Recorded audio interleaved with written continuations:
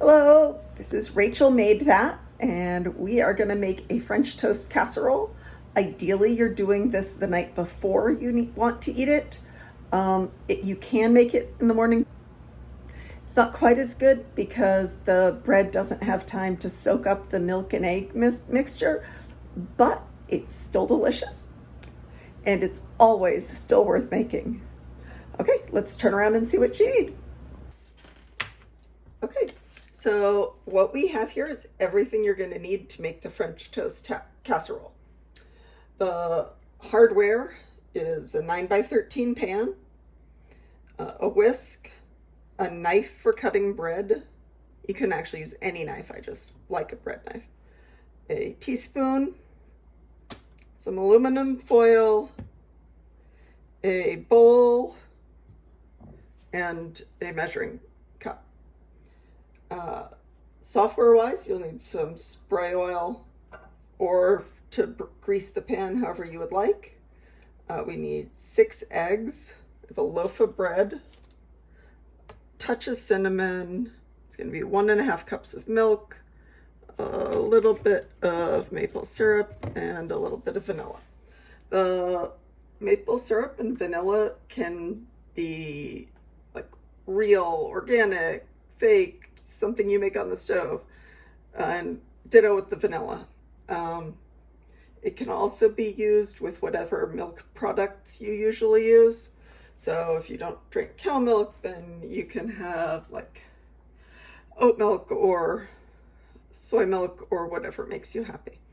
So what we're going to do first is crack the eggs, because that is what takes the longest.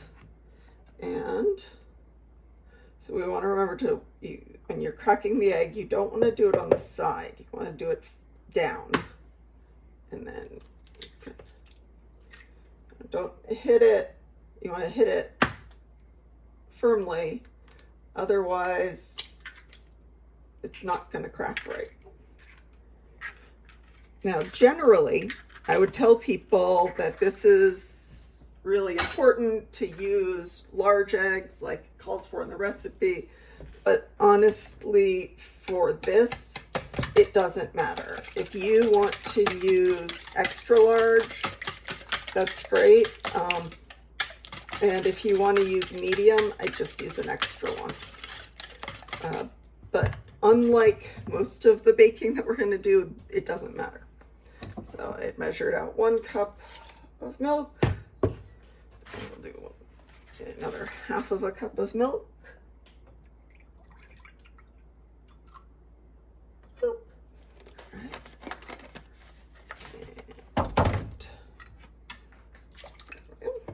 And into that, we will put a dash of cinnamon. Cinnamon. Ooh, that's a big dash. Alrighty. So then we need the vanilla, and to whisk it a little bit.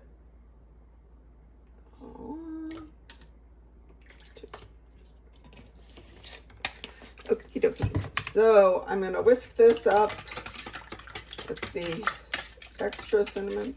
If you want, you can measure it. I've always just done a shake of it. If I'm doing this for a very large group, then I would measure it, but just for family, it's not needed. So we're gonna just spray. You want to make sure that you get the sides and the bottom. So we are now going to pour a little bit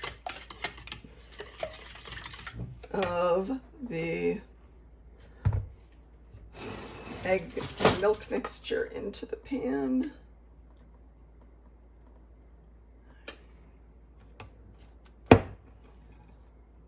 All right. My house is not level, so it's never going to be perfect, but we've got the beginning of it. And now we need to cut the loaf. Say, I can't count. say around 15 pieces of bread. Right now we're doing gluten-free bread because my household is gluten-free. 1, 2, 3, 4. All right, so this has 8, 9, 10, 11, 12. So this is 12 pieces. So if you want to aim for about that much, but really just use what you can. You'll see as I'm putting it on if it gets to be too crowded. So I'm going to switch this and turn it into time lapse.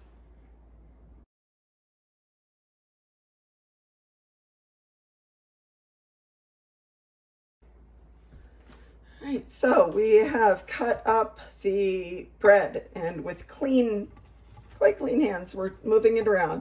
We could try not to have too much of it as a second layer because it really needs to soak up some of the milk egg goodness in order to be yummy. If you don't have this much bread, use less of the egg and milk and make it for a small pan. Or you could also add things. Some people were suggesting pecans, craisins, other nuts, other fruits. We like it basic, and so that's how I'm gonna make it, but definitely think about what else you could change this up. So, and again, this now has more cinnamon than usual. So we're pouring it over.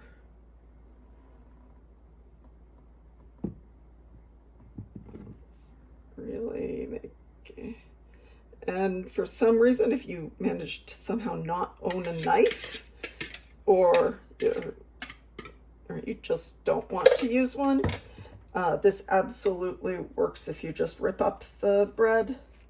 In the original recipe, we laid it down in by slice, and that was a lot of work. It took a lot of time.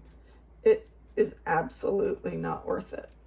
Okay, so now, 1 second, washing hands.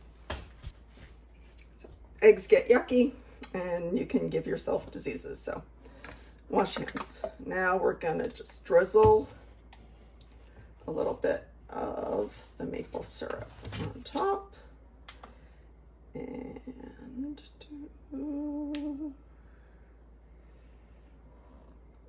just a little bit, because maple syrup is one of the reasons to have French toast, and it's yummy.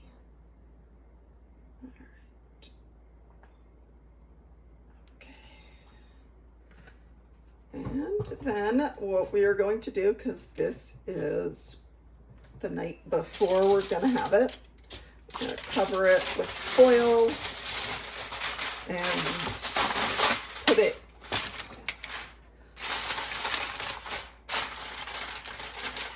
so we covered it with foil, and we're going to put it in the refrigerator and let it sit overnight. In the morning, we'll pop back in then. Good morning. We are back with our French toast casserole, still nicely. Good morning. We are back with our French toast casserole that is still nicely aluminum foiled. I'm going to put it in the oven and get it cooking, and we'll check back on it in about 30 minutes. If you chose not to add things the night before but decided you would this time, this is where you could also add in those craisins or pecans or chocolate chips or whatever might make you happy. Sometimes I drizzle a little more maple syrup on top too. So, all right, check back in 30.